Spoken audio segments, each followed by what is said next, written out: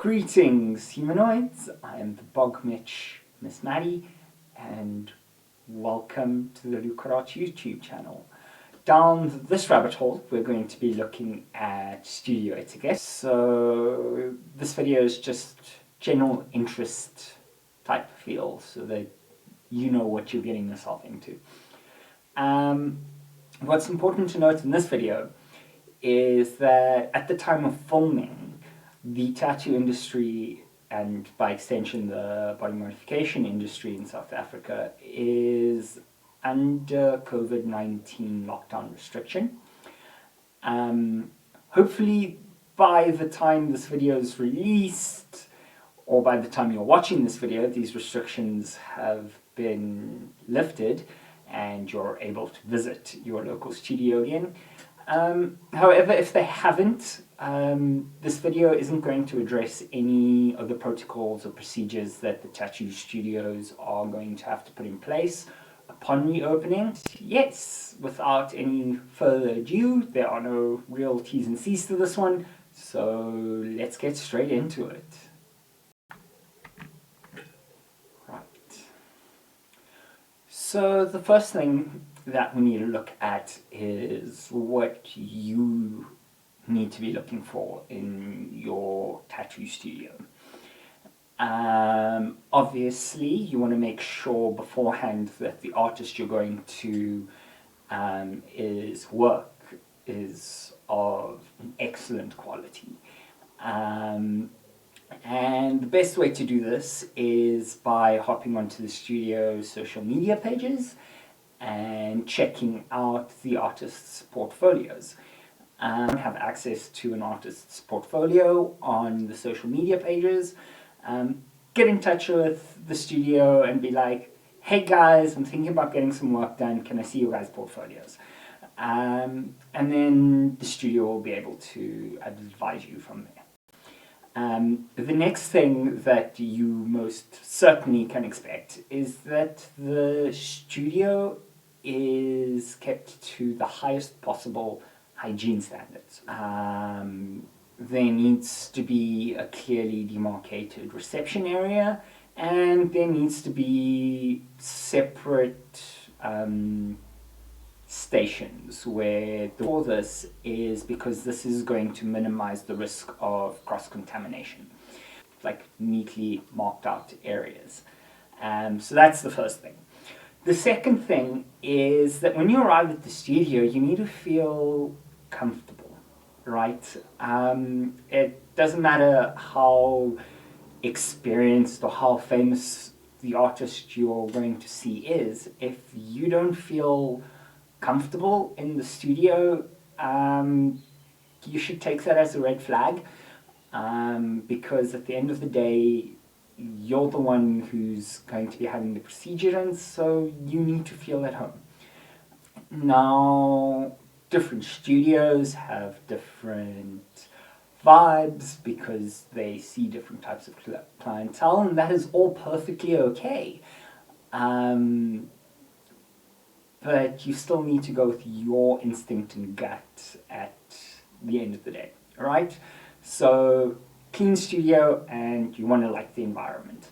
And you also need to be able to ask any and all questions that you want.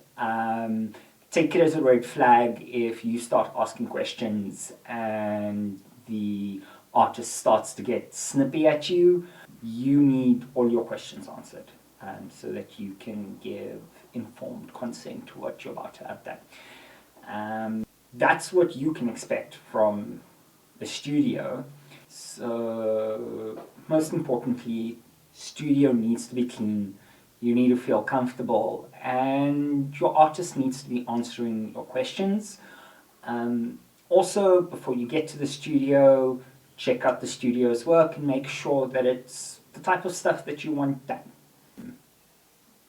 The second part of this video, which is what is reasonable for tattoo studios to expect from you, their clients, right? Let's go. So the first thing you want to do is check whether the studio prefers to see its clients by appointment or by walk-in. Now this is really simple and easy to do. Get a hold of the studio and ask them whether or not they need to make an appointment or not, right? And the reason for this is because not every studio has a dedicated piercer available, or if they do have a dedicated piercer, they're only in studio at certain times. Or the procedure that you might want done might take a bit longer, so they actually need to make an appointment for you. Okay? But you're going to have to check with the studio. So once you've checked with the studio and you found out whether or not they're going to see you as a walk-in or see you as an appointment, let's deal with appointments first, right? So if you have to make an appointment, make sure you're early for your appointment, please. Punctuality is just in general a good trait to have. But more importantly, if you are late for an appointment, it causes a snowball effect, which throws out the entire day, right? So say you're the 10 o'clock appointment and you're scheduled for an ear piercing. The piercer might have another appointment at 10:30. So if you're late, depending on how much you're late by, it means that the second appointment, the 10:30 appointment, is also going to be late. So whether or not that client's early, they're going to have to wait for you to be finished, which causes a knock-on effect, right? So then every other appointment after that's late. And this is really frustrating to the piercers and to the artists, but it's also frustrating to the other clients. So do your best to be punctual. Life happens, and we all know life happens. So in a situation where you do find yourself running late, just let let your artist know that you're going to be running late, so that they can work their schedule out accordingly. So, things might be able to shift around, or the inconvenience is not as big to everyone who's involved. Okay, so that's if you have an appointment. If the studio sees clients by walk-in, you need to be patient. Like I said, not all studios have dedicated artists, and not all artists are always in every day. So you may have to wait. Now, I'm not going to say there's a reasonable amount of time to be waiting or not, because obviously that all depends on how busy the studio is. Like I said, life happens.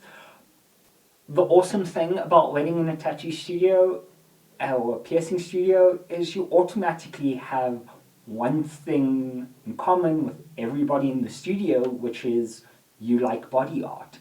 So while you're waiting, make friends, talk to the artists, talk to the receptionists, talk to the other clients. Like I said, you should feel comfortable in the studio, so make friends, make the space comfortable for you, and this is automatically going to improve your experience if you have to wait. Is age of consent. Now, if you are under the age of 18, you're required to have your legal guardian with you. Alright, physically, by the hand, your mom, your dad, whoever is legally responsible for you, that is the person that needs to come with you. And the reason for this is because that's the person that needs to fill out the indemnity form on your behalf. Different studios have different policies on the age requirements for piercings, right? However, normally for earlobe piercings, if you are older than the age of 4 years old, so parents, you can bring your kids into the studio to have their ears pierced. It'll just be the standard earlobe piercing, it won't be anything fancy, but this is a good thing because you can be assured that your kids are going to be in good hands, right? For all other general piercings, for the most part, you need to be 16 and older. Again, this all depends on the individual studio, and you are going to have your legal guardian with you. If you're older than 18, well, then you are a legal adult and you can consent. So we'll be willing to do anything you ask us, but you have to ask us nicely. What about bringing friends with? Now, this all depends on the studio, and the best thing to do is ask beforehand. There is going to be a limit on the number of people who are actually going to be able to be in the piercing room with you when you're having the procedure done. But again, the best thing to do is ask. So the first thing that's going to happen when you get into the piercing room is the consultation period. So this is where you and your piercer are going to chat about the piercing you want done. And they'll answer any questions or concerns that you have about the particular placement. They should then clean the area and mark out the piercing so that you can decide whether you're happy with that placement or whether you'd like an alternative placement. And then you'll chat about your different jewelry options that are going to happen. All right? Once that's happened, the magic starts. But there's a couple of things that you need to look out for, yeah. The first is that your piercing or your procedure is done with fresh instruments that are opened in front of you. This is going to include the needle that's used for your piercing and any instruments that are used to put the jewelry in. So that's important to know. Right, then the piercing is going to be done, the procedure is going to be done, you're going to be beautified and shocked and amazed, and it's going to be amazing. And then the last thing that needs to happen is your artist needs to talk you through aftercare. Right, now I've already done an aftercare video, and I will definitely be a link to that video at the end, so you can go check that out. But your artist is definitely going to walk you through aftercare. Pay attention. I know you're excited, having newly been beautified, but how you take care of your piercing has every bearing on how successful the healing process is going to be. And that is all for this particular rabbit hole. If you enjoyed the content, please boop the like button, glomp subscribe, and ring the notification bell so that you can be informed as to when the new video is coming out or the next video is coming out. Please have pleasant misadventures, and remember, kindness is fun.